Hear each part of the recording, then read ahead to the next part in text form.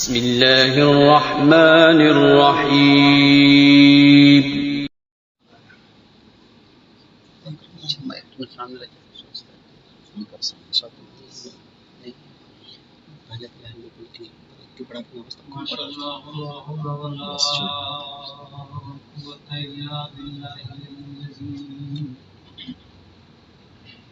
أعوذ بالله من الشيطان الرجيم.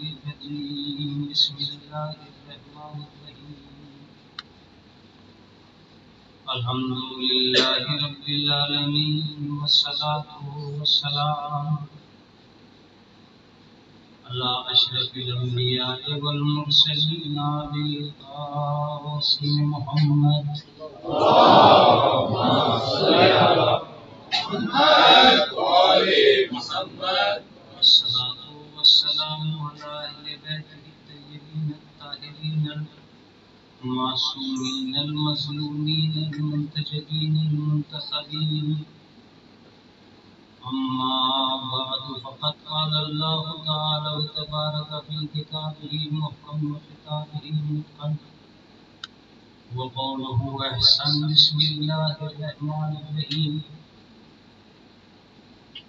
ثم جعلناك على شريعة من الأمر فاتبعها لا تتبع أهواء الذين لا يعلمون. صلوات اللهم صل على محمد وآل محمد.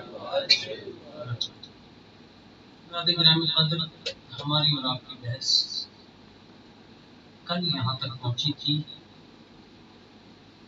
کہ امام حسین علیہ السلام سے محبت ہماری شریف، ہمارے خلیل، ہماری نسل اور ہمارے عقیدے میں شامل ہے. اس محبت کا اگر ہماری طرف سے امام حسین علیہ السلام کی طرف ایک سفر تھا تو امام حسین علیہ السلام کا بھی آپ کی طرف ایک جواب ہے. ظاہر سی بات ہے، آپ جو چیزیں حسین تک لاتے ہیں وہ ہدیہ کہلاتی ہیں، اور حسین علیہ السلام جو چیزیں آپ کو عطا کرتے ہیں وہ عطا کرتے ہیں. جب کوئی چھوٹا کسی بڑے کو پیش کرتا ہے تو وہ ہدیہ ہوتا ہے، اور جب بڑا کوئی کسی کو کچھ دیتا ہے تو وہ عطا ہوتا ہے. اور ظاہر سی بات ہے، جب آپ کے ہدیہ جات میں کوئی کمی نہیں ہے تو حسین کے عطیات میں بھی کوئی کمی نہیں ہے. ہاں اتنا ضرور ہے کہ جب آپ چھوٹے ہو کر اپنی محنت حسین تک پہنچا رہے ہیں تو حسین بڑے ہو کر کبھی بھی ایسا نہیں کریں گے. ہاں اتنا فرق ہے کہ آپ کی اپنی محنتیں اپنی جگہ ہیں اور حسین کی مہربانیاں اپنی جگہ ہیں.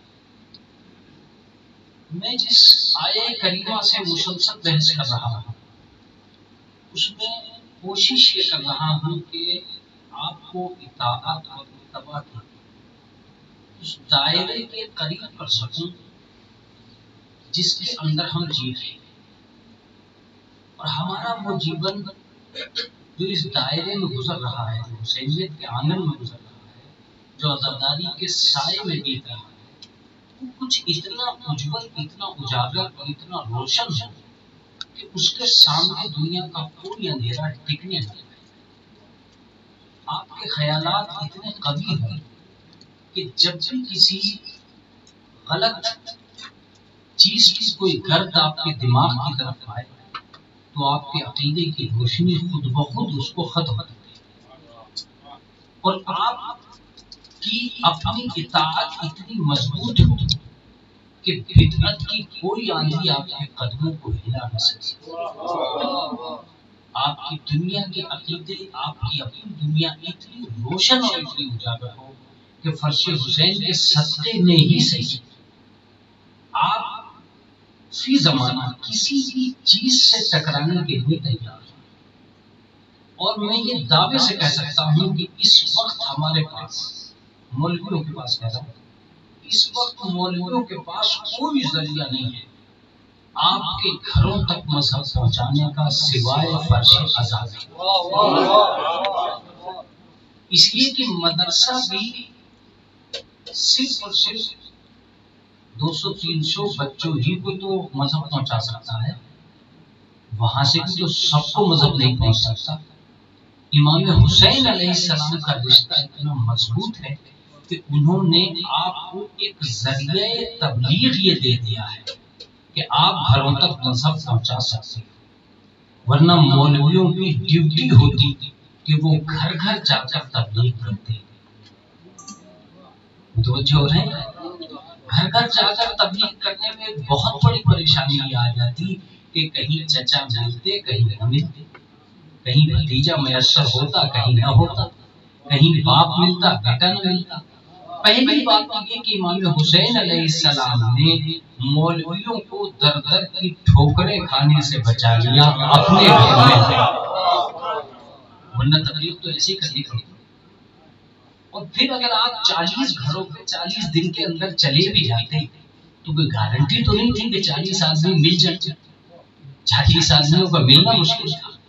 لہذا حسین نے تہذیب تبلیغ دین کے لیے ایک مجلس کو قائم کر کے لوگوں کو پابند بنا دیا کہ وہ مجلس میں آئیں، تاکہ دین لوگوں کا محتاج نہ رہے، لوگ دین کے محتاج رہے. اب اگر آپ یہاں تک آ گئے ہو تو آپ کی ایک ڈیوٹی بنتی ہے. وہ ڈیوٹی یہ بنتی ہے کہ آپ اس محرم کا فائدہ اٹھائیں. فائدہ کیا ہے؟ فائدہ یہ کہ دنیا سال بھر لوگوں کو بہکاتی رہتی ہے اور حسین اپنے 10 دن میں اپنے قوم کو وہیں لا کر کھڑا کرتے ہیں جہاں پچھلے سال چھوڑا تھا.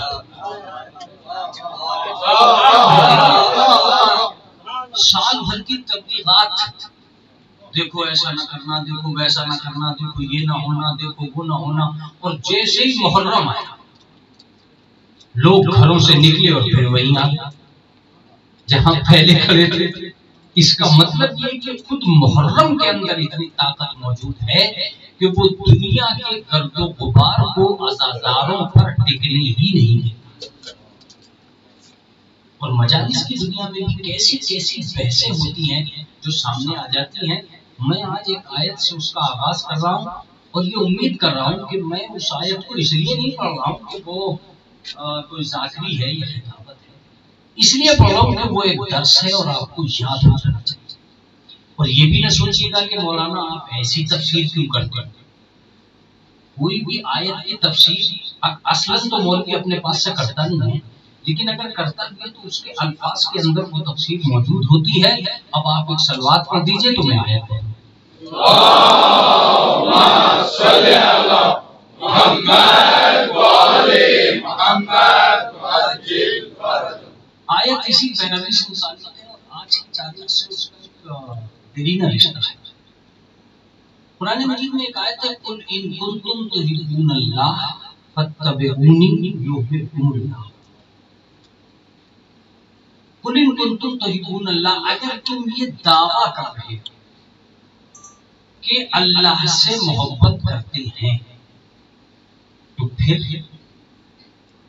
اگر ایسا ہے تو فاتبعونی، تم اس رسول کا اتباع کرو. ایک ایک لفظ پہ آپ کو متوجہ رہنا چاہیے، اس لیے کہ یہ آیت اگر آگے بڑھ گئی تو پھر مجھے پلٹنا دشوار ہوگا. اگر تم ایسا کرو گے کہ رسول کا اتباع کرو گے یحببکم اللہ، تو اللہ تم سے محبت کرے گا. اب آپ متوجہ ہوتے ہیں کچھ لوگ یہ رسول اللہ کے پاس دعویٰ لے کر آئے کہ ہم اللہ سے محبت کرتے ہیں. جیسے ہی وہ لوگ یہ دعویٰ کرنے آئے کہ ہم اللہ سے محبت کرتے ہیں، فوراً اللہ نے آیت نازل کی کہ میرے حبیب ان سے یہ کہو کہ اگر یہ دعویٰ کر رہے ہیں کہ ہم خدا سے محبت کرتے ہیں تو فاتبعونی، تجھ رسول کا اتباع کر. ایک لفظ پوچھنے کو دل چاہ رہا ہے اتنی دیر سے آپ سن رہے ہو. اگر ان کا دعوی محبت سچا تھا کہ وہ اللہ سے محبت کرتے ہیں تو اللہ کو چپ رہنا چاہیے تھا. کوئی بات رسول اللہ کو نہیں کہنی تھی، بات ختم ہو جاتی. بھئی انہوں نے دعویٰ کیا کہ ہم اللہ سے محبت کرتے ہیں، بات سچی ہے. لیکن اللہ نے الگ سے ایک قید لگا دی کہ اگر تم اس دعوی محبت میں سچے ہو تو رسول کا اتباع کر کے دکھنا. اب جس کا اتباع جتنا اچھا ہوگا محبت اتنی ہی بہتر ہوگی. زیادہ دیر نہ لگایا کیجیے اس لیے کہ زیادہ ذاکر کے پاس وقت نہیں ہوتا ہے. تو جتنا آپ کا اتباع گہرا ہوتا چلا جائے دعوی محبت اتنا ہی سچا ہوتا چلا جائے گا. اب ترجمہ ہوا.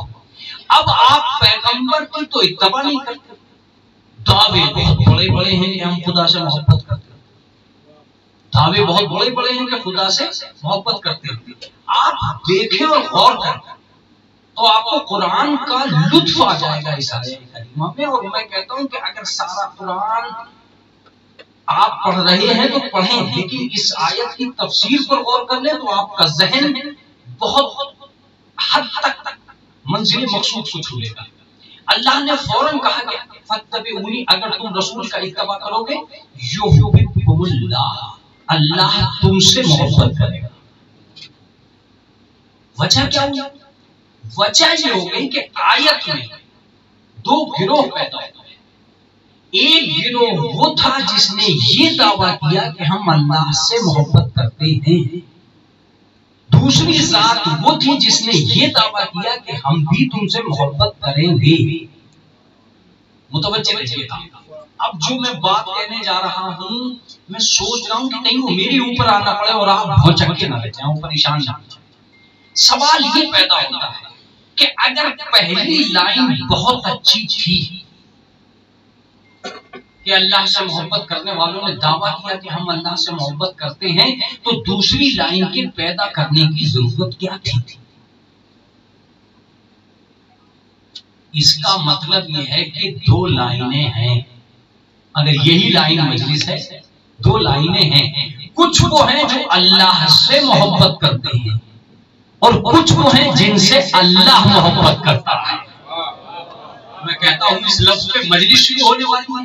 کچھ وہ ہیں جو اللہ سے محبت کرتے ہیں اور کچھ وہ ہیں جن سے اللہ محبت کرتا ہے. سارے زمانے سے یہ مت پوچھو کہ تو قادیانی ہے, تو قادری ہے, تو بورا ہے, تو اسماعیلی ہے, تو سنی ہے, تو شیعہ ہے.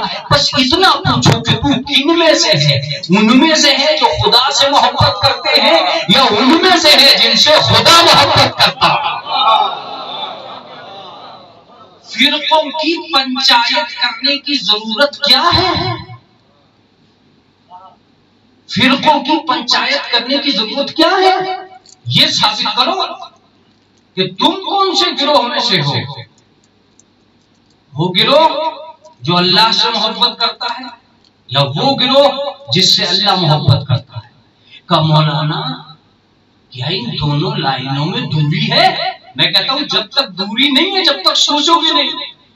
دھوکہ اسی پہ دیا جائے گا کہ ہم خدا سے محبت کرتے ہیں, ہم اللہ والے ہیں, اسی پہ تو دھوکہ دیا جاتا ہے. اب آپ سوچئے جا کہ اگر لائن میں کمی نہ ہوتی تو اللہ یہ لائن پیدا کیوں کرتا؟ یحببکم اللہ, اللہ تم سے محبت کرے گا. ایک الگ سے لائن پیدا کرتی پروردگار عالم. کیوں؟ آخر کیوں؟ اس کا مطلب یہ کہ کہیں نہ کہیں پہلی لائن میں کوئی کمزوری تھی اور وہ کمزوری میں بتا رہا ہوں. دونوں لائنوں کو جب آپ ناپ کے دیکھیں گے تب پتا چلے گا کہ ادھر سے ادھر جانے والی محبت زیادہ بہتر ہے یا ادھر سے ادھر آنے والی محبت زیادہ بہتر ہے. بہت توجہ دیجیے گا. ہم محبت اللہ سے کریں اس میں کتنا کمال ہے, اللہ ہم سے محبت کرے. دیکھیے یحببکم اللہ کا لفظ اگر قرآن سے نکال کر پھینک سکتے ہیں تو بات سچی, لیکن اگر پھینک نہیں سکتے تو یہ لائن موجود ہے کہ آپ کن لوگوں میں سے ہونا چاہتے ہیں. ان لوگوں میں سے جو اللہ سے محبت کا دعویٰ کر رہے ہیں یا ان لوگوں میں سے جن سے اللہ, میں انہیں بھی تلاش کروں گا جن سے اللہ محبت کرتا ہے. ابھی تو میں سرے دست یہ بتا رہا ہوں اپنے بچے کو کہ لائن تو ہے, ان دونوں لائنوں میں مولانا خرابی کیا ہے؟ اس نے روزہ رکھا اللہ سے محبت کرتا ہے، وہ تبرک بانٹ رہا ہے اللہ سے محبت کرتا ہے، وہ زکات دے رہا ہے اللہ سے محبت کرتا ہے، وہ خیرات کر رہا ہے اللہ سے محبت کرتا ہے، وہ داڑیاں رکھ رہا ہے اللہ سے محبت کرتا ہے، وہ یہ کر رہا ہے اللہ سے محبت کرتا ہے. تو لائن تو اچھی ہے نا مولانا. وہ مدرسہ بنا رہا ہے اللہ سے محبت کر رہا ہے، وہ چندہ کر رہا ہے اللہ سے محبت کر رہا ہے. ہاں یہ بات بالکل آپ کی سچی ہے کہ اگر لائن میں، اب اگر بیدار نہیں ہوئے تو بحث سمجھ میں نہیں آئے گی، اگر لائن میں خراب لوگ آتے ہی نہیں تو لائن اچھی تھی. اب میں نہیں کہوں گا دادا، اگر لائن میں خراب لوگ آتے ہی نہیں تو لائن اچھی تھی. اگر اسی لائن میں خراب لوگ آ گئے تو ایک الگ سے جو آدمی آ رہا ہے اسے تو بدلنا پڑے گی لائن، کہ یار سارے اچھے ہوتے تو لائن اچھی تھی مگر اس میں اچھے تو نہیں رہے سارے. آپ کہو گے کہ مولانا بات سمجھ میں نہیں آئی. بات میں سمجھاتا ہوں آپ کو. جب تک اس نے یہ کہا کہ روزہ رکھ کے کہا کہ میں اللہ سے محبت کرتا ہوں اچھا لگا، توجہ دیتے رہیے گا. سچ بول کے کہا کہ میں اللہ سے محبت کرتا ہوں اچھا لگا، خیرات کر کے کہا کہ میں اللہ سے محبت کرتا ہوں اچھا لگا، بہترین کام کر کے کہا کہ میں اللہ سے محبت کرتا ہوں اچھا لگا. لیکن جب جھوٹ بول کے بھی یہی کہا کہ میں اللہ سے محبت کرتا ہوں، نہیں سمجھ میں آ رہی ہے. جب قتل کر کے یہی کہا کہ میں اللہ سے محبت کرتا ہوں، نہیں سمجھ میں آ رہی ہے. جب گھر جلا کے یہی کہا کہ میں اللہ سے محبت کرتا ہوں، نہیں سمجھ میں آ رہی ہے. جب خیمے ٹوٹ کے یہی کہا کہ میں اللہ سے محبت کرتا ہوں، جب خیمے ٹوٹ کے یہی کہا کہ میں اللہ سے محبت کرتا ہوں، جب چادریں اتار کے یہی کہا کہ میں اللہ سے محبت کرتا ہوں، جب نبی کے نواسے کے گلے پہ خنجر رکھ کے یہی کہا کہ میں اللہ سے محبت کرتا ہوں، جب وضو کر کے گلا کاٹا تب کیا کہا کہ اللہ سے محبت کرتا ہوں. تو اگر جھوٹے بھی یہی کہہ کے جھوٹ بول رہے ہیں کہ ہم اللہ سے محبت کرتے ہیں تو گھن آتی ہے ایسی لائن سے جس میں ایسے لوگ رہتے ہیں. اب ضروری ہو گیا ہے کہ انہیں چھوڑو جو اللہ سے محبت کرتے ہیں، انہیں ڈھونڈو جن سے اللہ محبت کرتا ہے. محمد و آل محمد.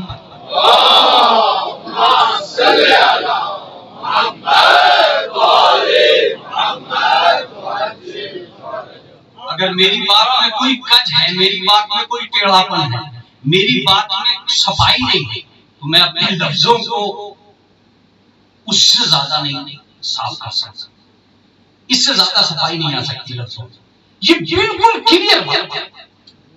اگر انسان کے بس میں یہ نہیں ہے کہ وہ صرف اس لائن پر رکا دینا چاہتا ہے کہ میں اللہ سے محبت کرتا ہوں، تو میرا دعویٰ ہے کہ کسی بھی دن وہ دیندار نہیں بن سکتا.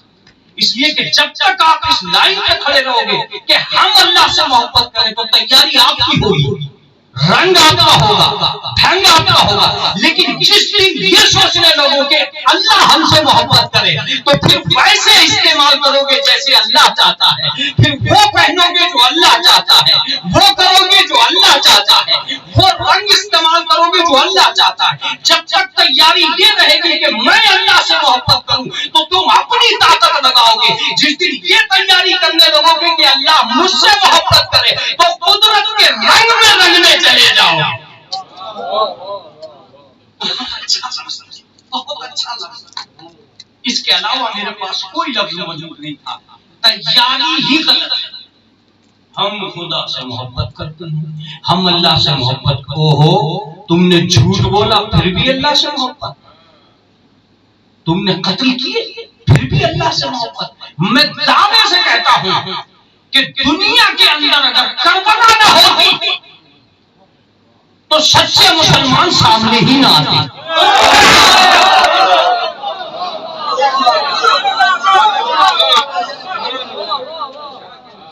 سچے مسلمانوں کا سامنے آنا. 2 منٹ کے لیے رکیے تو میں سمجھا دیا. 2 منٹ کے لیے رکیے. رسول کی جنگ ہوتی رہی، پتہ ہی نہ چلا کہ لشکر میں اپنے کون ہیں پرائے کون ہیں. متوجہ رہیے گا. نہیں لفظ کو بدل رہا ہوں میں تاکہ سمجھ میں آئے. کیا رسول اللہ کے لشکر کے جتنے بھی لوگ سب کے لیے تم لکھ سکتے ہو کہ سارے جنتی تھے؟ اگر لکھ سکتے ہو تو لکھو. اور اگر ایسا تھا تو رسول اللہ کے لوگوں کے لیے یہ روایت موجود ہے کہ خود رسول اللہ نے کہا کہ میرے پاس سے ہٹ جاؤ. ان لوگوں کو کیا کہوں گا؟ اگر علی کے سارے لوگ جنتی تھے تو لکھو. پھر جنگ صفین میں علی علیہ السلام نے مالک اشتر سے کیوں کہا کہ اسے میری نظروں کے آگے سے ہٹا دیا؟ اگر امام حسن کے لشکر کے سارے لوگ جنتی تھے تو لکھو کہ امام حسن کے لشکر کے سارے لوگ ہٹی تھے. پھر امام حسن کے نیچے سے مسلح کس نے کھینچا؟ میں ان کی بات کر رہا ہوں جو لشکر میں تھے، سامنے تھے، ان کی بات نہیں کر رہا. حسین نے یہی کارنامہ انجام دیا ہے کہ اب کے جو لشکر لاؤں گا تو 72 کا لشکر لے کے آؤں گا، اور کسی میں یہ طاقت ہے کہ ایک کو یہ کہتے کہ ان میں جنتی نہیں ہے.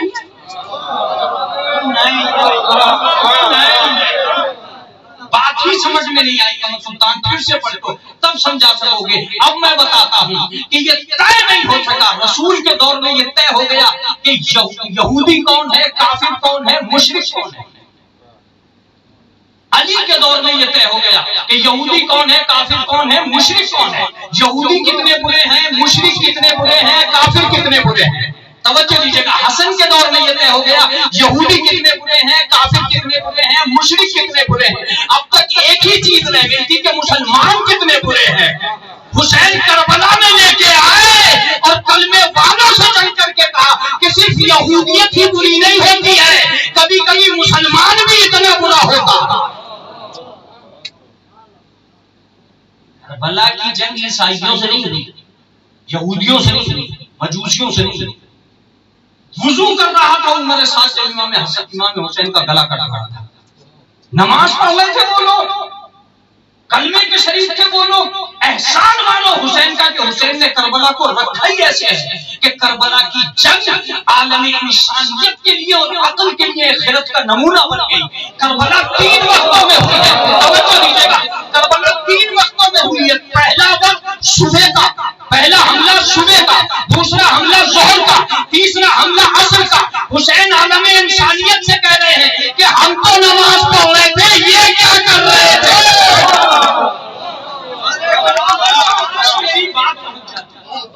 صبح میں حسین نماز پڑھ رہے تھے، 50 آدمی مارے گئے. ظہر میں حسین نماز پڑھ رہے تھے، 30 آدمی مارے گئے. جو کچھ ہوا وہ تمہیں پتا ہے. اگر حسین انسانیت کے سامنے یہ بات نہ رکھ دیتے، یہ بات نہ رکھ دیتے کہ خطرناک ضروری نہیں کہ یہودی اور مجوسی ہیں، کبھی کبھی کلمہ پڑھ کے بھی انسان ان سے آگے نکل جاتا ہے. اور کلمے کے نیچے جو خنجر لے کے آئے گا اس سے بچنا مشکل ہوگا، اس سے بچنا مشکل ہوگا. میں ایک بات کہا کرتا ہوں، ہو سکتا ہے آپ تک پہنچ جائے. یزید کے چہرے سے خلافت کی نقاب اتار کے بتاؤ کہ وہ کیا ہے. صلوات علی محمد و آل محمد.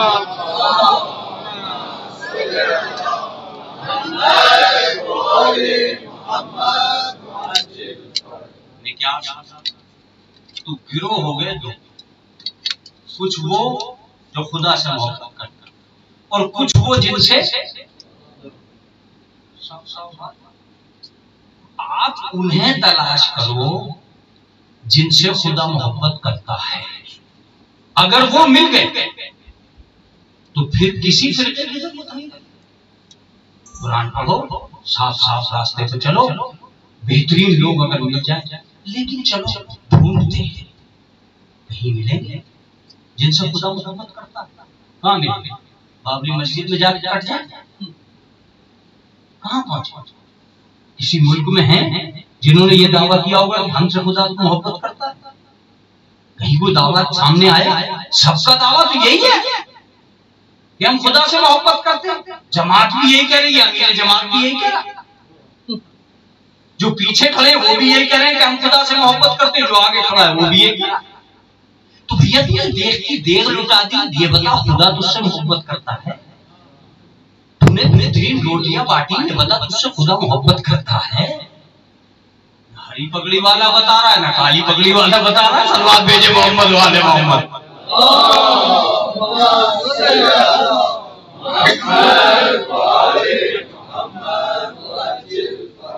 تو اگر تیسرا آدمی آپ کے پاس اور وہ یہ کہے کہ مجھے مسلمانوں میں ایک اچھی لائن کی تلاش، اچھی لائن کی تلاش، تو اگر اچھی لائن کی تلاش اس بندے کو ہے تو کیا آپ منع کرتے ہیں کہ اسلام میں اچھی لائن نہیں ہے؟ تو ہم اس کے سامنے پیش کریں گے کہ دیکھو بھائی اللہ والے لوگ ہیں، کیا مطلب؟ یہ سارے وہ لوگ ہیں جو اللہ سے محبت کرتے ہیں، اگر اس لائن میں برے نہیں ہے تو میں بھی آنے کو تیار ہوں، لیکن اگر اس لائن میں برے ہیں تو مجھے وہ لائن بتاؤ جس میں صرف اچھے ہیں، جس میں صرف اچھے ہیں، وہ لائن بتاؤ۔ یہ تو بڑی ٹینشن ہے۔ میں نے کہا ٹینشن تو نہیں ہونی چاہیے، اس قوم کو ٹینشن، اس قوم کو مشکل، جس کے پاس مشکل کشا ہی مشکل کشا ہے۔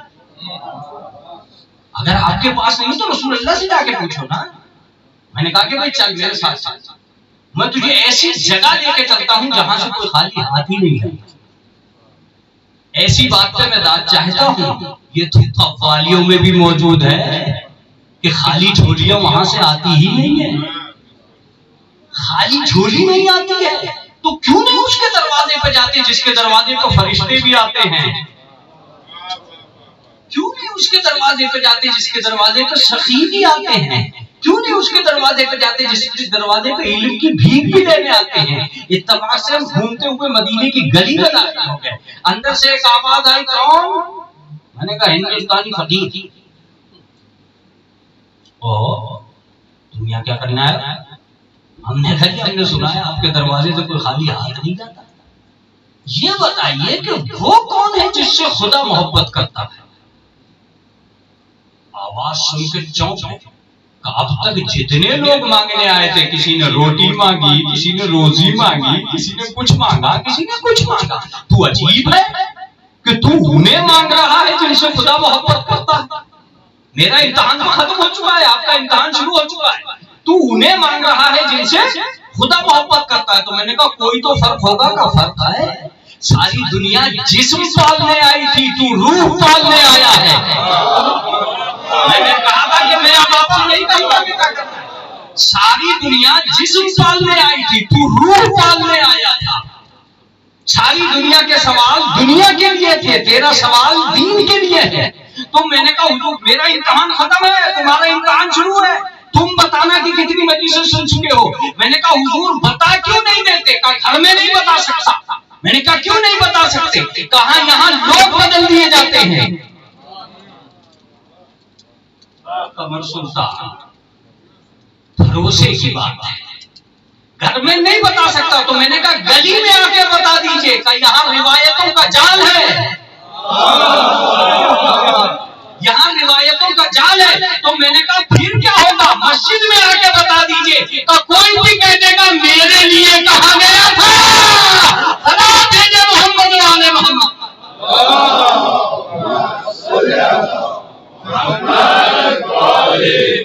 تو میں نے کہا حضور کیا میں پیاسا ہی واپس چلا جاؤں؟ کیا میرا سوال پورا نہیں ہوگا؟ کیا آپ مجھے یہ نہیں بتائیں گے کس سے خدا محبت کرتا ہے؟ کا روکا ہے، ایک دن آئے گا، وقت پہنچے گا جب میڈیا جاگ چکا ہوگا، 39 دن تک علم واپس آ چکا ہوگا، سارے لوگوں کو خبر ہو چکی ہوگی کہ رسول بھی میدان میں ہے، سب میدان میں ہوں گے۔ اس وقت میں اعلان کروں گا لوتے ینت رایتا غدن رجلن کرارن غیر فرا یحب اللہ و یحب الرسول۔ کل علم اسے دوں گا جسے خدا بھی چاہتا ہے، رسول بھی چاہتا ہے۔ اللہ اکبر، اللہ اکبر۔ میں تو داد چاہتا تھا اس جملے پر، اس لیے کہ یہی وہ جملہ ہے جو متفق علیہ جملہ ہے سب کی کتابوں میں۔ میں چاہتا تھا کہ میرا بچہ بیدار ہو اس جملے پر۔ اس کے علاوہ بتاؤ کس کے لیے کہا کہ اللہ اور اس کا رسول کس سے محبت کرتا ہے؟ اللہ اور اس کا رسول اس سے محبت کرتا ہے تو قربان ہو جاؤ اسے ایک آدمی۔ لیکن قرآن مجید نے کہا کہ تیری پیاس نہیں بجھ سکتی۔ میں نے کہا میری پیاس کیوں نہیں بجھ سکتی؟ کہ یہ جو آدمی کھڑا ہے یہ ہے ایک جس سے اللہ محبت کرتا ہے، یہ ایک ہے۔ اور قرآن کہتا ہے مَن يَرْتَدَّ مِنْكُمْ عَنْ دِينِهِ فَسَوْفَ يَأْتِي اللَّهُ بِقَوْمٍ يُحِبُّهُمْ وَيُحِبُّونَهُ۔ اللہ نے ایک قوم پیدا کی ہے جس کے سارے افراد کو خدا چاہتا ہے.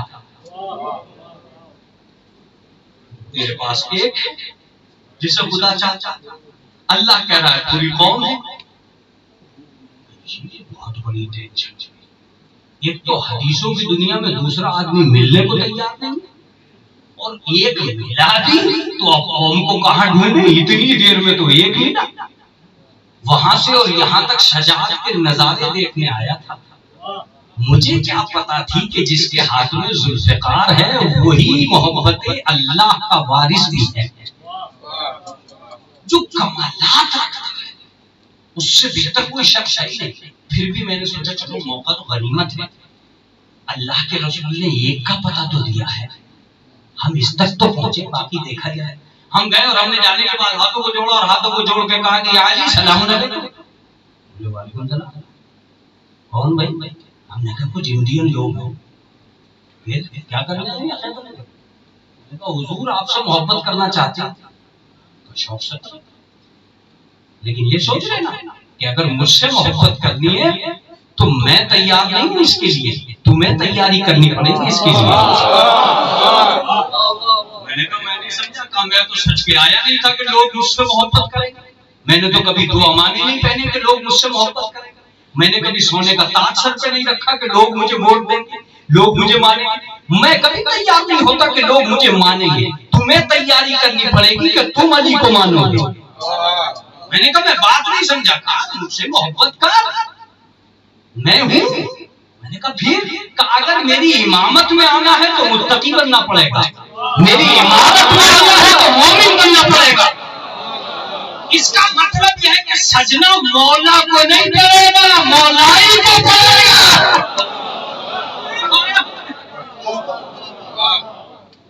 مولا کو سجنا نہیں پڑے گا, مولائی کو سجنا پڑے گا. آپ علی کو کتنا چاہتے ہو یہ ڈیوٹی آپ کی. ایک لفظ کہہ کے گزر جاؤں گا. نماز بعد میں پڑھنا مسجد تک جانے کے قابل بھی ہو. اس سے اونچا لفظ ہی نہیں ہے. نماز بعد میں پڑھنا مسجد تک جانے کے قابل بھی ہو. علی کی ولایت کا سوال بعد میں کرنا محبت کے قابل بھی ہو. علی کی ولایت کا سوال تو بعد میں اٹھے گا, تم محبت کے قابل بھی ہو یا نہیں. ایک لفظ سنیے, اہل بیت کبھی بھیڑ پہ بھروسہ نہیں کرتے. بہت غور سے سنیے ان لفظوں کو. اہل بیت کبھی بھیڑ پہ بھروسہ نہیں کرتے. جب کل کے جھوٹوں کا ساتھ نہیں دیا تو آج کے جھوٹوں کا ساتھ کیا دیں گے؟ نہیں, میں تو لفظیں اور آگے بڑھا رہا ہوں. جب کل کے جھوٹوں کو ساتھ نہیں دیا تو آج کے جھوٹوں کا ساتھ کیا دیں گے؟ جب کل کے غداروں کو ساتھ نہیں دیا تو آج کے غداروں کو ساتھ کیا لیں گے؟ جنہوں نے دین بنانے میں بھیڑ پہ بھروسہ نہیں کیا وہ دین بچانے میں بھیڑ پہ بھروسہ کیا کریں گے؟ اس کا مطلب یہ کہ اہل بیت کو کثرت نہیں چاہیے, اہل بیت کو بھیڑ نہیں چاہیے. اگر بھیڑ کا ہی معاملہ ہوتا تو علی علیہ السلام تو آنکھیں بند کر لیتے, آ جاؤ بھائی سارے کے سارے. لیکن نہیں, علی نے کہا اگر جھوٹا ہے تو یہاں مت آنا, دوسرا دربار. اگر مکار ہے تو ادھر مت آنا, کہیں اور چلے جانا. اگر غدار ہے تو کہیں اور چلے جانا. علی نے بروں کو اور برائیوں کو اپنے سے دور کیا. علی نے بروں کو اور برائیوں سے اپنے سے دور کیا تاکہ قیامت تک کے بروں کو بھروسہ ہو جائے کہ ایمانداروں کا امام ہے, بے ایمانوں کا امام ہے.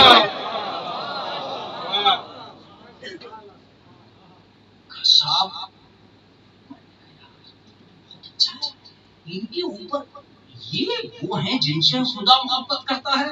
اب تک تو جتنے ملے سب ایسے ہی ملے نا, جو یہی دعویٰ کر رہے تھے کہ ہم خدا سے محبت کرتے ہیں. یہ آدمی تو وہ ہے جس سے خدا محبت کرتا ہے. اس کے پاس جاؤ, سلام علیکم. سلام, ہاں آگے. ہماری محبت قبول ہو سکتی ہے؟ کیوں نہیں, میں تو محبت قبول کرنے کے لیے ہوں ہی. اگر تمہاری محبت کا خلوص ہے تو آؤ. حضور تھوڑی سی دیر روکے رہیے, میں رسول کے پاس گیا. رسول اللہ نے مجھے دیکھا, یہ پھر آ گیا. اب کیوں آئے وہ؟ میں نے کہا حضور وہ اور کہاں ہیں جن سے خدا محبت کرتا ہے؟ بیدار تو ہیں, گھبرا تو نہیں رہے. اور کہاں ہیں جن سے خدا محبت کرتا ہے؟ اب رسول نے منہ پھیر دیا. میں نے کہا ہندوستانی آدمی ہوں, اگر ادھر پھیر لیا تو ادھر آ جاؤ. میں گھوم کے ادھر آ گیا, ادھر سے دیکھا ادھر منہ پھیر دیا. یا رسول اللہ مدینے سے تو بڑا پیار کرتے چلے آئے, خیبر میں ہم یہ پوچھ رہے ہیں کہ آپ اوروں کا پتہ بتا دیجئے تو منہ پھیر رہے. آپ بات کیا ہے؟ کہ تو غلط جگہ آ گیا. میں نے کہا میں نہیں سمجھا.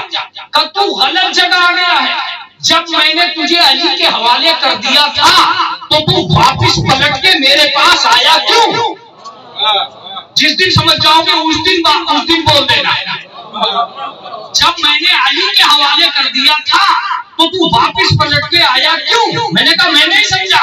کہ سن, ایک کا پتہ میں نے بتایا ہے, باقی کا پتہ وہ بتانے والا ہے.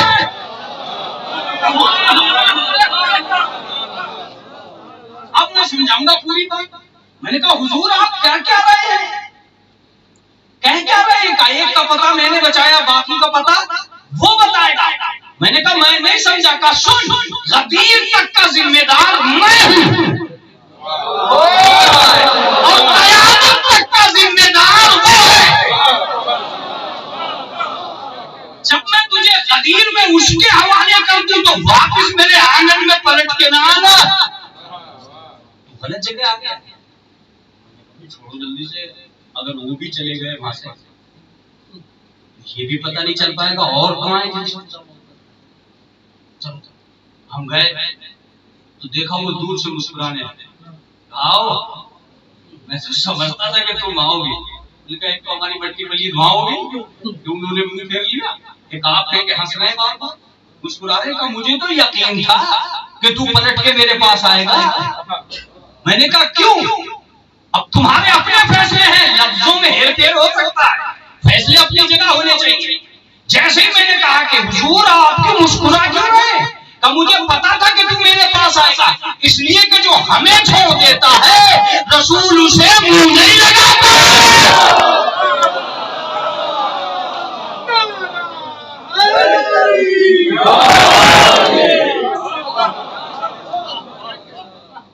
رسول سے منہ لگانے کے لیے غلط جگہ چھوڑیے اس بات کو. آپ تو ہمیں یہ بتائیے اور لوگ کہاں ہیں جن سے خدا محبت.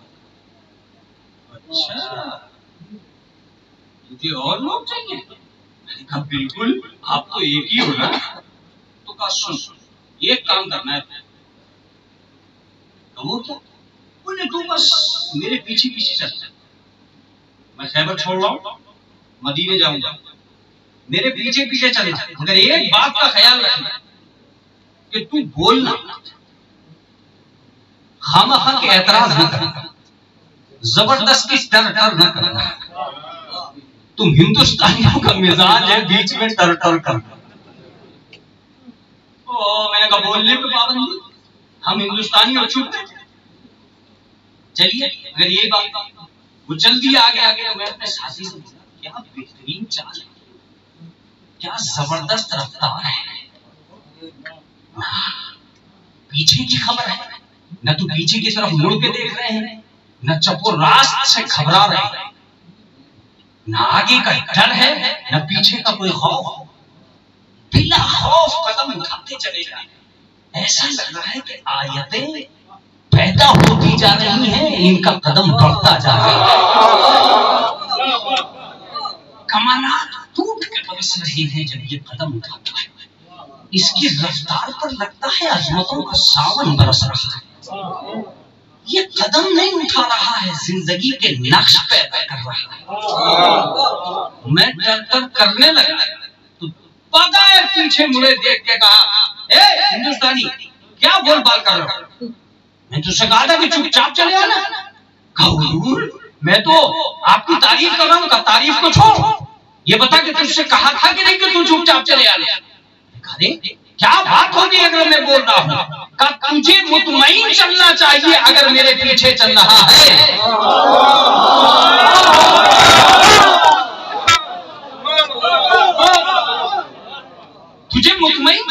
یہ اگر میرے پیچھے چل رہا ہے.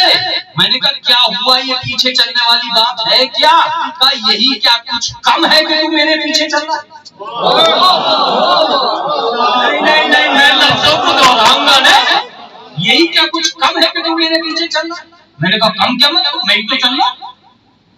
ایک میں ہوں ایک میرا ساتھی ہے. اچھا تجھے یہ غرور ہو گیا ہے کہ بس تو ہی میرے پیچھے چل رہا ہے. میں نے کہا کیا مطلب؟ مجھے غرور نہیں ہوگا تو کیا ہوگا؟ میں ہی تو چل رہا ہوں. کہ آپ لسٹ سن لیں کیا کیا میرے پیچھے چل رہا ہے. شریعت میرے پیچھے چل رہی ہے, عدالت میرے پیچھے چل رہی ہے, ایمان میرے پیچھے چل رہا ہے, عرفان میرے پیچھے چل رہا ہے, ایقان میرے پیچھے چل رہا ہے, محشر میرے پیچھے چل رہا ہے, شفاعت میرے پیچھے چل رہی ہے, آیات میرے پیچھے چل رہی ہے. جو لفظ کہنے جانا اس کا ذمہ دار ہوں. حد ہے کہ حق میرے پیچھے چل رہا ہے. حد ہے کہ حق میرے پیچھے چل رہا ہے. میں نے یہ کیا کہا؟ حق آپ کے پیچھے چل رہا ہے. رسول کی حدیث نہیں سنی؟ اللہم ادری الحق ہے سما دار.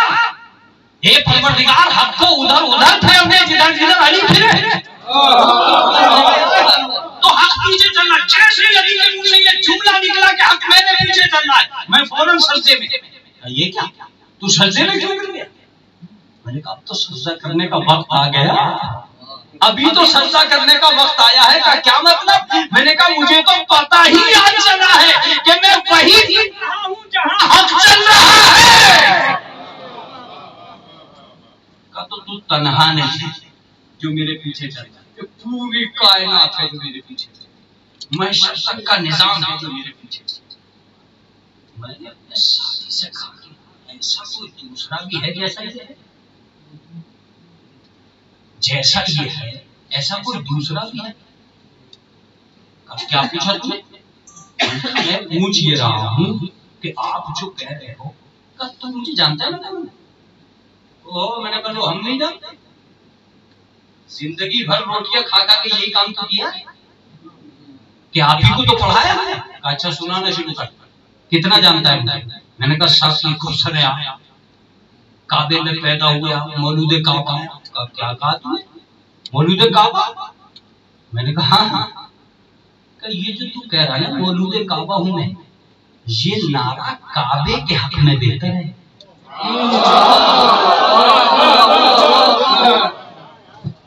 سمجھنا تو بات کو مکمل کر دیں, نہ سمجھنا تو بہت اچھی بات. یہ نعرہ کعبے کے حق میں ہے, میرے حق میں نہیں. میں نے کہا کیا مطلب؟ کعبے کے حق میں یہ نعرہ؟ بالکل. تو اس لیے کہ علی کعبے میں پیدا ہو گئے وہاں تو کرے اس لیے نعرہ لگاتا ہے. میں نے کہا اس لیے تو لگا دو کہ کوئی اور پیدا ہی نہیں ہوا, آپ ہی پیدا ہوئے ہو بس, اس لیے تو نعرہ لگاتا ہوں. غلط ہے یہ. کعبے کا محتاج میں نہیں ہوں, کعبہ میرا محتاج ہے. یہ کعبے کے حق میں نعرہ ہے, میرے حق میں نہیں ہے. کیا مطلب؟ کعبے میں پیدا ہو کر میں علی نہیں بنا, میں علی کعبے میں پیدا ہو کر نہیں بنا. میں نے کہا جی بات تو سمجھ میں نہیں آئی. یہ کعبے کے حق میں کیوں نعرہ ہے, آپ کے حق میں نہیں ہے. اچھا اگر ایسی بات ہے تو مجھے بتا کہ میری منت تھی کہ میں کعبے میں پیدا ہوں. میری ماں نے منت مانی تھی کہ وہ اپنے بچے کو کعبے میں جنم دے گی, یا کعبے کا نظام یہ کہہ رہا تھا کہ علی پیدا ہو؟ تھوڑا گالی ہوئی. مشیت کا تقاضا تھا کہ علی کعبے میں پیدا ہو, یا میری ماں کی منت تھی؟ میں نے کہا ہو سکتا فاطمہ بنت اسد نے چاہا ہو کہ اب کہ میرا بچہ کعبے میں پیدا ہو جائے, کا الزام مت لگانا میری ماں پر. احسان مان کے میری ماں کعبے لے کے چلی آئی. میں نے کہا کیا کہنا چاہتے ہیں, دلیل دیجئے کہ آپ کی ماں کا احسان ہے. کہ میری ماں اس سے پہلے 3 بچوں کو جنم دے چکی تھی.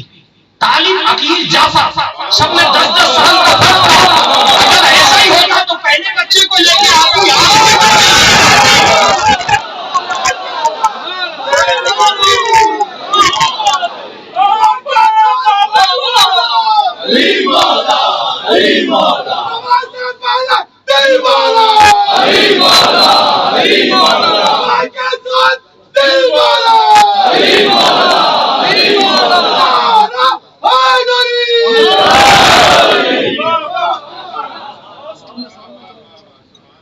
ایک سلوات پڑھتے رہیے پھر اس کے بعد اپنا کام کرتے رہیے.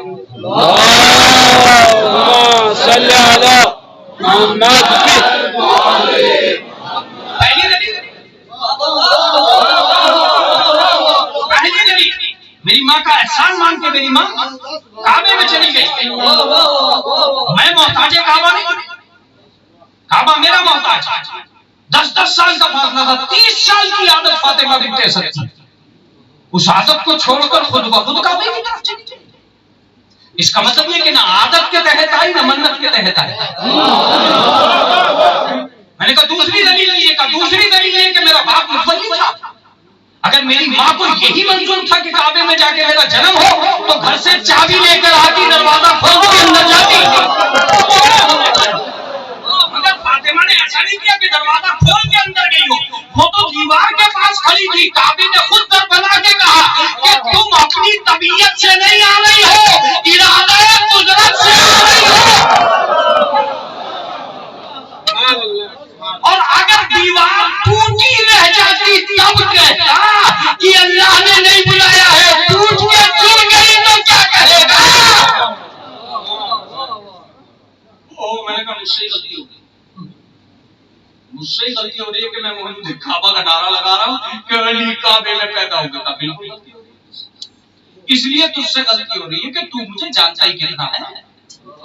میں نے کہا جی نو دیکھ سنو. کعبے میں پیدا ہوئے، رسول کے ہاتھوں پہ تلاوت کی، ذوالشیرہ میں تصدیق کی، یوں یوں یوں یوں. بولے بس اتنا ہی جانتا ہے. میں نے کہا اتنا ہی جانتا ہوں. اور اس سے زیادہ یہی کتابوں میں لکھا ہے. اچھا آقا تو کتابی ہے. فوراً جبریل سے بولے جبریل اسے بتا میں کون ہوں. جبریل نے کہا سن بھائی عقیدت مند مولا ہے، تو اتنا ہی جانتا ہے علی کو. میں نے کہا اتنا ہی جانتا ہوں. کعبے سے پوچھے گا بس ختم ہو گئی اوقات تیری. میں نے کہا ختم ہو گئی. اب اس کے آگے کتابوں میں بھی نہ ہے. سیرت کی کتابیں بھی یہیں تک ہے، لائبریری بھی یہیں تک ہے. علی کو لائبریری اوپن کرنا چاہتا ہے، کتابوں کا محتاج بنانا چاہتا ہے. تو سن، ایک دن اللہ نے مجھ سے پوچھ لیا اے جبریل تو بتا تو کون ہے. تو کون ہے جبریل؟ میں کون ہوں؟ تو میں نے تو کہہ دیا تو ہے. میں نے اب میں یہی کہہ جا رہا تھا کہ میرے پروردگار تو ہے. میں لیکن کوئی لفظ نہیں آ رہا تھا. عالم یہ ہونے جا رہا تھا کہ میرے بالوں پر چھیننے والے تھے. چونکہ تو میں کوئی معرفت تو تھی نہیں، بالوں پر چھینا ہی چاہتے تھے کہ اچانک عالم نور سے ایک آواز آئی. اے جبریل کہتے انت رب جلیل انا عبد ذلیل. اب جبریل کہتے کہ عالم نور میں جس شخص کو میں نے وہاں دیکھا تھا آج عالم ظہور میں یہاں دیکھ رہا ہوں. میں نے کہا جبریل کی تو صدیوں پرانی بات کہہ رہا ہے کہ جہاں سے تو جانتا تھا تو نے بتا دیا، جہاں سے میں جانتا تھا میں نے بتا دیا. اس کا مطلب یہ ہے کہ علی کی فضیلت کی حد کسی کے پاس نہیں ہے، سب اپنی معرفت کی حد بتا رہے ہیں.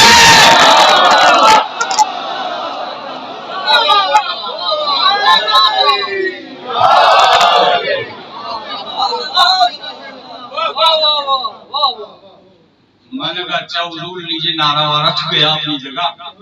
نعرہ مولود کعبہ لگاؤں یا نہ لگاؤں، کعبے کے حق میں لگاؤں کہ آپ کے حق میں لگاؤں. آپ یہ بتائیے کہ آپ کعبے میں پیدا کیوں؟ اچھا یہ دیکھنا چاہتا ہے کہ کعبے میں پیدا کیوں ہوا؟ تو کہا سن، عالم نحو عالم نور میں.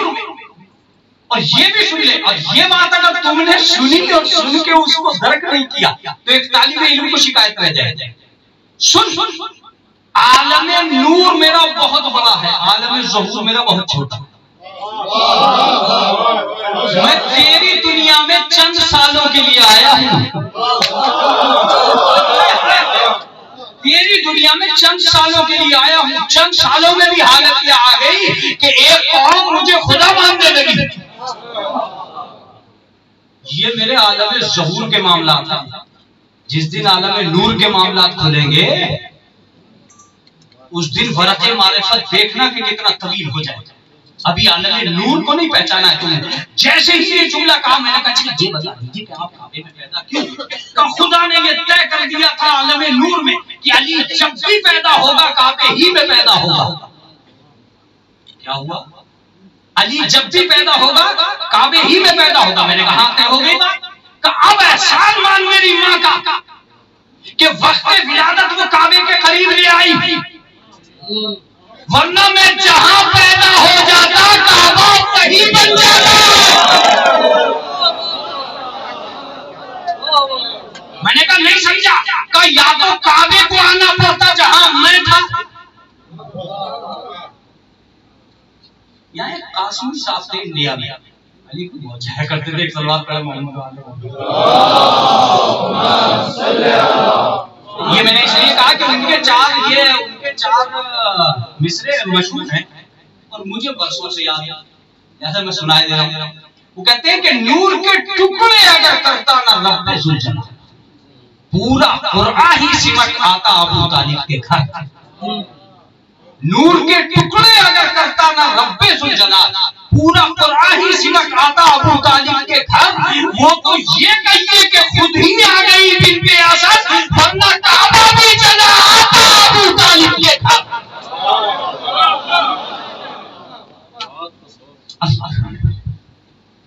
میں نے کہا حضور بڑی بڑی باتیں ہو گئی، بیچ میں بہت یہ بتائیے وہ اور لوگ کہاں ہیں جن سے خدا محبت کرتا ہے؟ سلوات بھیجے محمد و آل محمد۔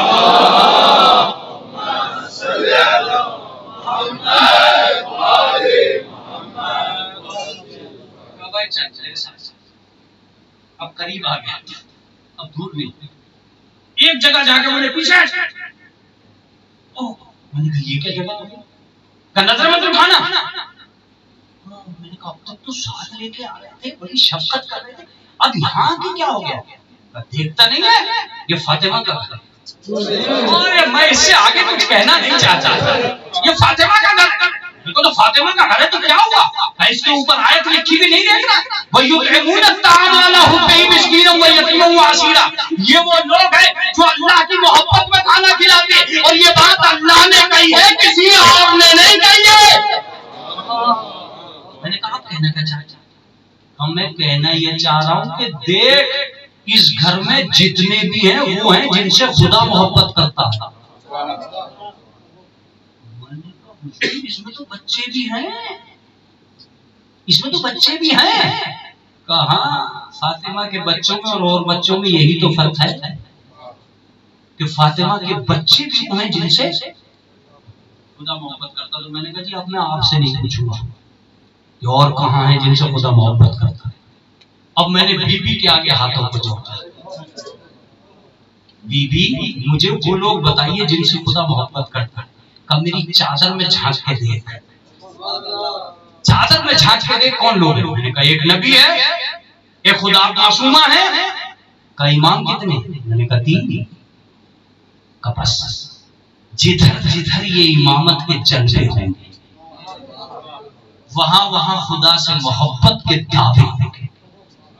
اب میں آپ کو کل اس پر بحث پھر کر سکتا ہوں، نہ بھی کر سکتا ہوں، لیکن میں یہ نہیں چاہتا کہ میں تطبیق نہ کروں۔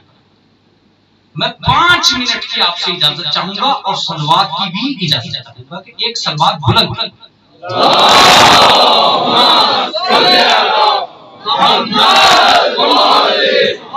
جن سے خدا محبت کرتا ہے، انہیں تلاش کر رہے ہیں ہم جن سے خدا محبت کرتا ہے۔ میرا قرآن مجید کی آیتیں ہیں، واللہ یحب المحسنین واللہ یحب المتطہرین، یہ ساری آیتیں اپنی جگہ ہیں، مگر سارے جلوہ فضیلت ایک جگہ نہیں۔ کوئی نہیں ہے جو طاہر بھی ہو، محسن بھی ہو، شجاع بھی ہو، بہادر بھی ہو، متقی بھی ہو۔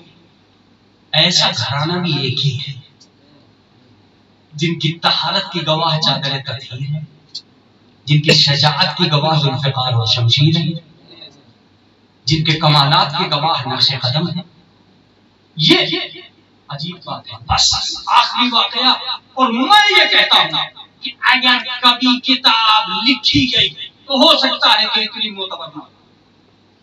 اگر تقریر کی گئی تو ہو سکتا ہے کہ اتنی منصف نہ ہو. یہ واقعہ پوری تقریر کو کبھی کبھی اپنی آغوش میں لے لے. جو چیز میں پیش کرنے جا رہا ہوں مدینۃ المعاجز، اب حوالہ مجھے دینا پڑا. مدینے میں ایک دفعہ، مکے میں ایک دفعہ قحط پڑا. لوگ کعبے کا پردہ پکڑ پکڑ کے دعائیں مانگ رہے تھے، بارش تھی کہ آنے کا نام ہی نہیں لے. سید سجاد کا دور تھا. سر بات پڑھو محمد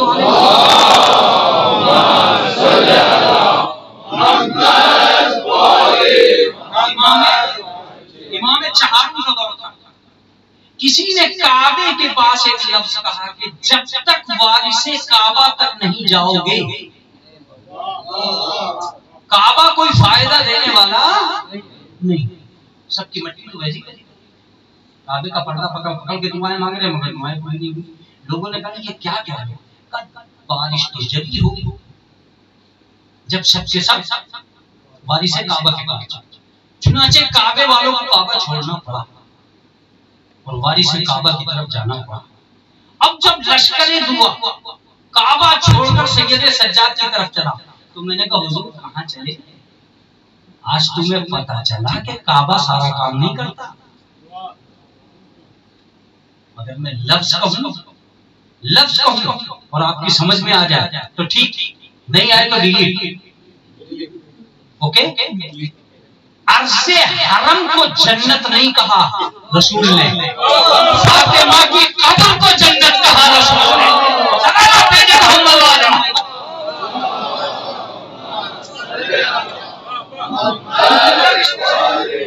کتنی دوری کا رشتہ ہے کعبے میں، کتنی دوری کا رشتہ ہے کعبے میں اور جنت البقیع میں. لوگوں نے بہت بڑی غلطی کر دی ہے جنت البقیع کو گرا کر، ورنہ پتہ ہی نہیں چلتا، دنیا دھوکے میں رہ جاتی ہے. یہی کہتی ہے کہ ہر کعبے والا جہاں جنتی ہے، مگر انہوں نے جنت البقیع گرا کر ثابت کر دیا کہ جب ہمیں یہی کی جنت منظور نہیں ہے.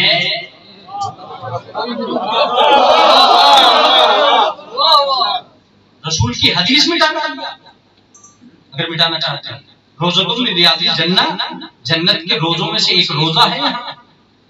کیوں گرائی انہوں نے گرائی نہیں، اپنی حقیقت کا اعلان کیا. ورنہ تو کعبے میں دھوکے میں رہ جاتے لوگ. یار کعبے میں بیٹھے ہیں، ان سے اچھا کون ہے؟ اس اچھائی کو ختم کر لیا جناب فاطمہ کے. یہ حقیقت ہوتی ہے، یہ حقیقت لوگوں سے وجود پذیر ہو جائے. خیر سارے کے سارے چلے جناب سید سجاد. جناب سید سجاد کے گھر کی طرف گئے، دستک دی. دستک کا دینا تھا کہ اندر سے آواز آئی، یہ وہ دروازہ تو ہے ہی نہیں جو کبھی کھلتا ہی نہ ہو. یہ تو وہ دروازہ ہے جو کبھی مسجد میں بند نہیں ہوا. یہاں کیوں نہیں کھلے گا؟ کھلا دروازہ. اور کھلتے ہی سید سجاد نے پوچھا کیا ہوا؟ کہا حضور بہت دن سے بارش کی دعا کر رہے تھے مگر بارش کے ہونے کا نام نہیں ہے. اب جو میں جملہ کہنے جا رہا ہوں، میں یہ کہتا ہوں کہ کتابیں پیچھے رہ گئی ہیں اس جملے کے. جو میں جملہ کہنے جا رہا ہوں، سب کے چہروں کو دیکھا سید سجاد اور سب کے چہروں کو دیکھ کے ایک جملہ کہا عربی میں، اما فیکم احد یحبہ الرحمن، کیا تم میں کوئی ایک بھی ایسا نہیں ہے جس سے رحمان محبت کرتا ہو؟ میں کہہ رہا ہوں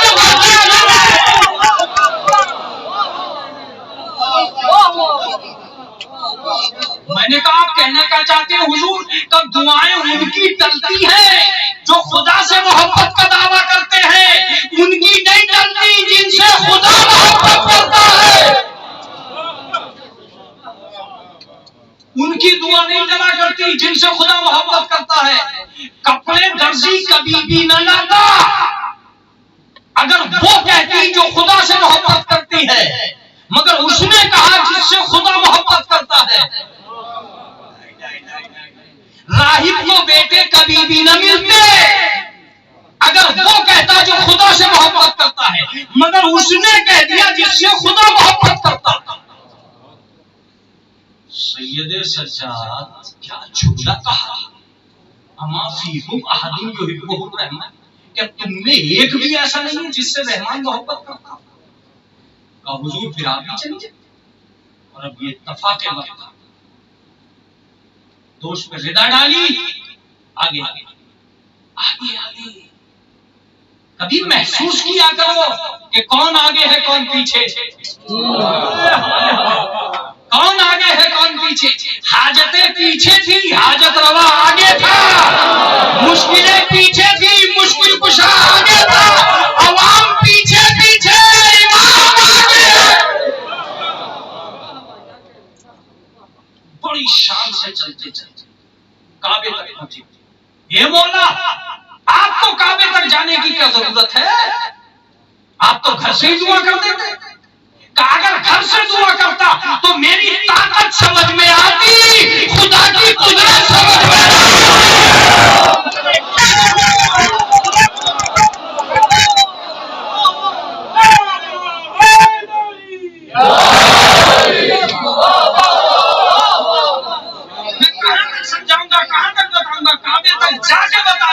ہماری طاقت کا رشتہ ہم نہیں ہے، ہمارا خدا ہے۔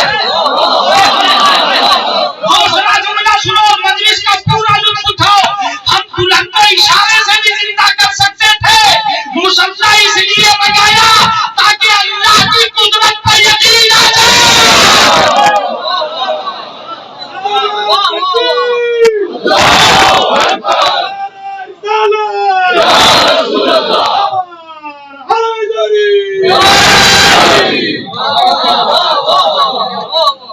ہماری طاقت کا رشتہ خدا سے ہے۔ اور جانے کے بعد کعبے کے پردے کو پکڑا اور پکڑ کے دوسرا جملہ کہا جو میں کہتا ہوں کہ کبھی کبھی لفظ میں کتاب بند ہوتی ہے، لفظ میں کتاب بند ہوتی ہے۔ کہتے ہیں اللہم بحبک لی، پروردگار اس محبت کا واسطہ جو تجھے مجھ سے ہے۔ ارے میں کہتا ہوں اللہم بحبک لی، پروردگار اس محبت کا واسطہ جو تجھے مجھ سے، یہ نہیں کہا جو مجھے تجھ سے ہے، یہ کہا جو تجھے مجھ سے ہے۔ فغیث الغیث، اس کے بعد ایک ہی روایت ملتی ہے کہ بارش شروع، لفظ بھی نہیں آیا زبان پر بارش کا، اور بارش شروع ہو گئی، اس لیے کہ اگر لفظ آ جاتا تو دنیا لکھتی کہ کرامت لسانی کا اثر تھا۔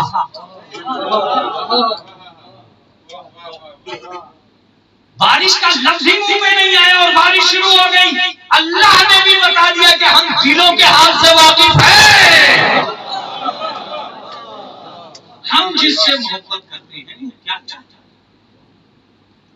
یہی تو وہ جملے ہیں، اللہم والے من والا ہو وعد من آدھا ہو، یہ پروردگار اس سے محبت کرنا جو ان سے محبت کرے، اس سے عداوت کرنا جو ان سے عداوت۔ یہ تو وہ جملے ہیں جو رسول اسلام نے فرمائے، ھذا حسین فارفوہ ونصروہ وفضلوہ وعزروہ، یہ میرا حسین ہے، اسے پہچانو، اس سے محبت کرو، اس کی فضیلتوں کو تسلیم کرو اور اس کی نصرت کرو۔ سمجھ میں نہیں آتا کہ جس قبیلے کو اللہ نے اپنی محبت کے لیے پیدا کیا وہ قبیلہ چیخ چیخ کے کہہ رہا تھا من احب حسین فقط احب اللہ، جس نے حسین سے محبت کی اللہ اس سے محبت کرتا۔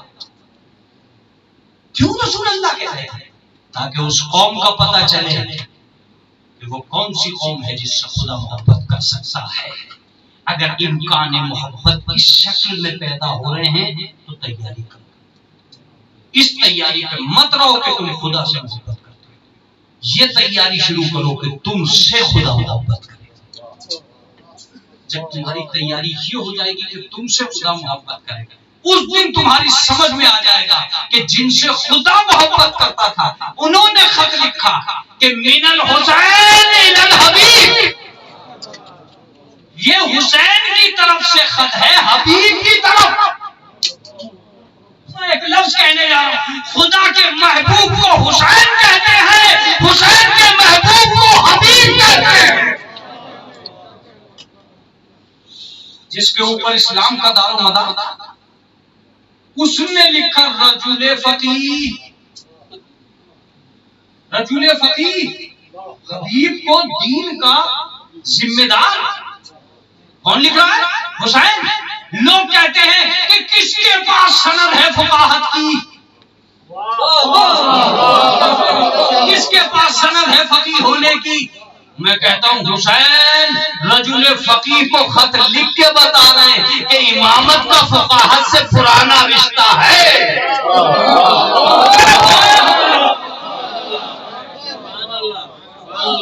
پرانا رشتہ ہے۔ جب شیخ رشید علیہ الرحمہ کا انتقال ہوا اور لوگ ان کی میت کو لے کے نکلے تو جنازے پہ ایک خط رکھا ہوا تھا۔ اب جو خط اتار کے دیکھا تو کہا تھا کہ مفید، اس میں لکھا ہوا تھا کہ مفید کے غم میں اور مفید کی موت سے جو ایک دیوار میں سوراخ ہو گیا ہے اس کو کبھی پر نہیں کیا جا سکتا، ہم محزون و مغموم ہیں۔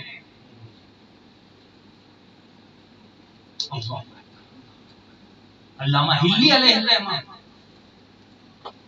کتاب لکھ رہے تھے، کتاب لکھتے لکھتے ایک آدمی آیا، اس نے کوئی مسئلہ پوچھا، انہوں نے بتا دیا۔ تھوڑی سی دیر کے بعد خیال آیا کہ تھوڑا سا کج رہ گیا مسئلے سے، اٹھ کے چلے، راستے ہی میں پہنچے تھے کہ آگے سے ایک آدمی آ رہا تھا۔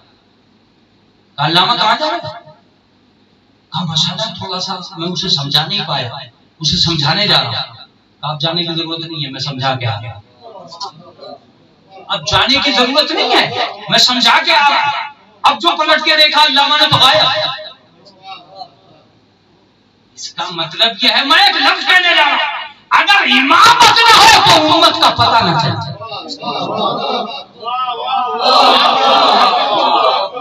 آخری لفظ میرا سنو، تم انہیں نہیں دیکھ رہے ہو، وہ تمہیں دیکھ رہے ہیں۔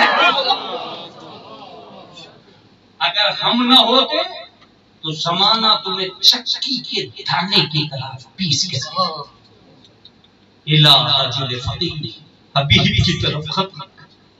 کس نے؟ حسین۔ جناب زینب صلوات اللہ علیہا اپنے بھائی کو خیمے میں بلاتی اور بلا کے کہتی ہیں بھائی تبل بج رہے ہیں، نکارے بجتے ہیں، جب شبر کے لشکر پہ لشکر، یزید کے لشکر پہ لشکر آتے ہیں، کوئی 4000 کے لشکر کے ساتھ آیا، کوئی 5000 کے لشکر کے ساتھ۔ یہ بھیا حسین کیا تیری مدد کو کوئی؟ جناب امام حسین باہر نکلے، دونوں لشکروں کی طرف قاصد فری تھے، قاصد موجود تھی۔ قاصد کو ایک خط لکھ کے کہ حبیب اگر بہت جلدی کربلا میں نہ پہنچے تو حسین کو زندہ نہیں پہنچے۔ روایت یہ بتاتی ہے کہ قاصد کوفے کی طرف روانہ ہوا۔ کوفے میں پہرا تھا، کوفے میں پہرا تھا، بہت بڑا پہرا تھا، وہی نکل نہیں پا رہا تھا کوفے سے کربلا کی طرف، وہی آتا تھا جسے یزید کا لشکر چاہتا تھا۔ قاصد نے جا کے دروازے پر دستک دی۔ حبیب اس وقت کھانا کھا رہے تھے، لقمہ گلوگیر ہو گیا، لقمے کا گلوگیر ہو رہا تھا کہ اپنی اہلیہ سے بولے کہ شاید کوئی مصیبت کی خبر۔ یہ لقمے کا گلوگیر ہونا اور دروازے پر دستک کا ہونا اس بات کی دلیل ہے کہ شاید کوئی مصیبت کی خبر ہے۔ اٹھے اور اٹھنے کے بعد میں پوچھا کون؟ باہر سے آواز آئی انا برید الحسین، میں حسین کا قاصد ہوں۔ بس اتنا جملہ کہنا تھا کہ میں حسین کا قاصد ہوں۔ ایک دم دروازہ کھولا اور دروازہ کھول کے فوراً ہاتھوں کو چوما اور ہاتھوں کو چوم کے کہا کہ یہی وہ ہاتھ ہے جو میرے حسین سے مسافر کرتے۔ خط لیا، خط کو چوما اور خط کو چوم کے اندر آئے اور اندر آنے کے بعد میں خط کو کھولا۔ اب جو میں جملہ کہنے جا رہا ہوں جو میں نے روایتوں میں پڑھا ہے اس کے بعد مجھے مجلسیں پڑھنا دشوار ہو جاتی ہیں۔ روایت یہ بتاتی ہے کہ حبیب خط پڑھتے چلے گئے اور زمین پر بیٹھتے چلے گئے، زمین پر بیٹھتے چلے گئے۔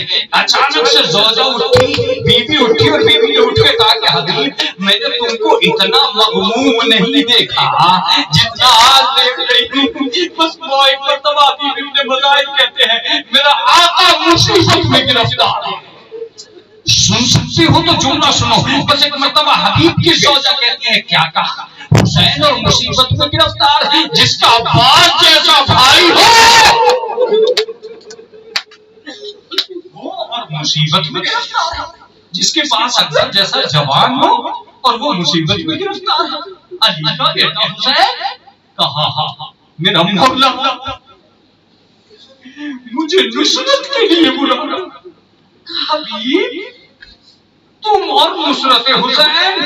कहा, हाँ शायद ऐसा ही वक्त है जिसके लिए ये जुमला लिखा है कि अगर हबीब आने में देर कर दी तो हुसैन को जिंदा न पाओ।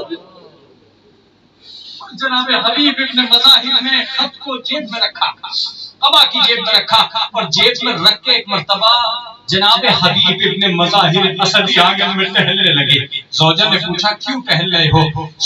कहा कि सोच रहा हूं कि जाऊं कि न जाऊं कि न जाऊं। अल्लाहु अकबर, अल्लाहु अकबर। पर जुमले तमाम हो रहे हैं। पर इतना कहना था कि एक मर्तबा अहलिया ने अपनी चादर, एक रिवायत चादर की है, दूसरी रिवायतें भी मौजूद हैं, अपनी चादर उतारी और उतार के हबीब के हाथों पे रख दी, और हाथों पे रख के कहा कि हबीब इसे ओढ़ के घर में बैठ जा, मैं नुसरत हुसैन को जाऊंगी। बस इतना कहना था। आसमान का रुख किया हबीब ने और रुख करके कहा कि मौला यकीनन तुम पे ऐसा वक्त आ गया है जहां और से भी तेरी नुसरत को तैयार है, और से भी नुसरत के लिए अपने गुलाम को करीब बुलाया, और गुलाम को करीब बुलाकर ये कहा कि जाओ इस घोड़े को कूफे के बाहर ले जाकर मेरे खेतों पे ले जाकर खड़ा कर दो, और मैं खेतों पे आने के बहाने वहां आऊंगा और घोड़े पर बैठ कर चला।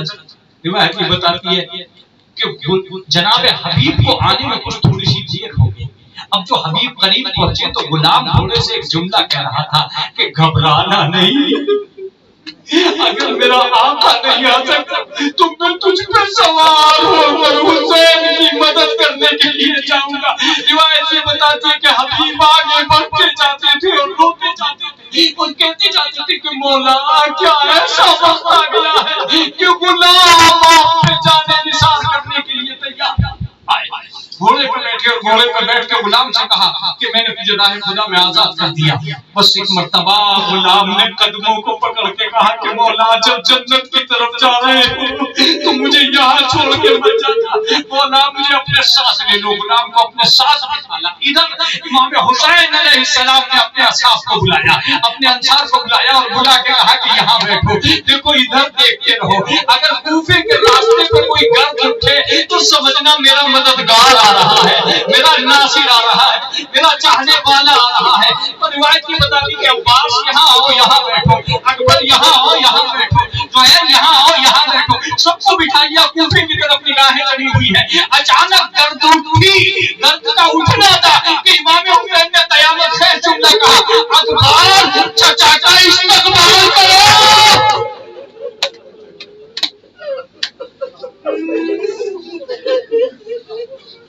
अकबर चचा का इस्तकबाल करो। रिवायत ये बताती है कि जनाब अली अकबर राह कूफा की तरफ आगे बढ़े, और आगे बढ़ने के बाद अब जो गर्द छटी तो हबीब इब्न मज़ाहिर ने देखा कि शबीह पैगंबर नवासे रसूल का बेटा अली अकबर, रसूल की तस्वीर सामने आते ही अपने आप को घोड़े से उतारा और घोड़े से उतार के कहा, लाडले शबीह पैगंबर आपको आने की क्या जरूरत थी? बस ये जुमला कहना था कि उधर से हाथ उठा और आवाज आई, अस्सलाम वालेकुम या मियां हबीब, ए मेरे चचा तुम पे मेरा सलाम।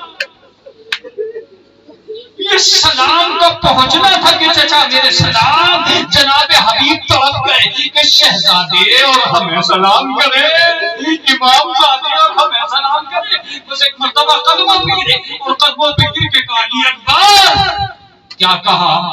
मैंने अपनी तरफ से नहीं कहा, मेरे बाबा हुसैन ने मुझसे कह के भेजा था कि बेटा चचा कह के सलाम करना। रिवायत ये बताती है कि जनाब अली अकबर और जनाब हबीब इब्न मज़ाहिर जैसे ही असहाब के जम्मे गफीर में दाखिल हुए, جب میں غفیر پہ داخل ہوئے، جب میں غفیر سے ایک نعرہ اٹھا اللہم صلی علی کا، صلوات کا نعرہ خیموں تک پہنچا۔ جناب زینب نے فضہ سے کہا فضہ ذرا دیکھ تو صحیح اصحاب میں صلوات کا کیسا، آخری جملہ ہے میرا، اصحاب میں صلوات کا کیسا ہجوم ہو رہا ہے، کیسا نعرہ، کیسا شور اٹھ رہا ہے۔ پر روایت میں بتاتی ہے کہ جناب فضہ آئی اور آنے کے بعد میں کہتی ہے کہ بی بی زینب ایسا لگتا ہے کہ کوئی آیا ہے جس سے اصحاب غمگین ہو رہے ہیں۔ کہا ہاں شاید حبیب آئے ہوں گے۔ اے فضہ پتہ لگا کون آیا ہے، شاید حبیب آئے ہوں گے۔ بس ابھی دوبارہ جب صلوات ہوئی تو جناب زینب نے ایک لفظ کہا، اے فضہ خیمے کی ڈیوڑی سے جا کے ایک جملہ کہہ دے کہ حبیب علی کی بیٹی تجھے سلام کہہ رہی ہے۔ بس اتنا کہنا تھا کہ جناب فضہ نے کہا اے حبیب کوفہ علی کی بیٹی تجھے سلام کہتی ہے۔ راوی لکھتا ہے کہ حبیب نے یہ جملہ سنا، ہمامہ پھینک دیا، زمین پر لوٹنے لگے۔ اے میرے والے کیا یہ وقت آ گیا کہ شہزادیاں ہمیں سلام کریں؟ اِنَّا لِلَّهِ وَإِنَّا إِلَيْهِ راجعون۔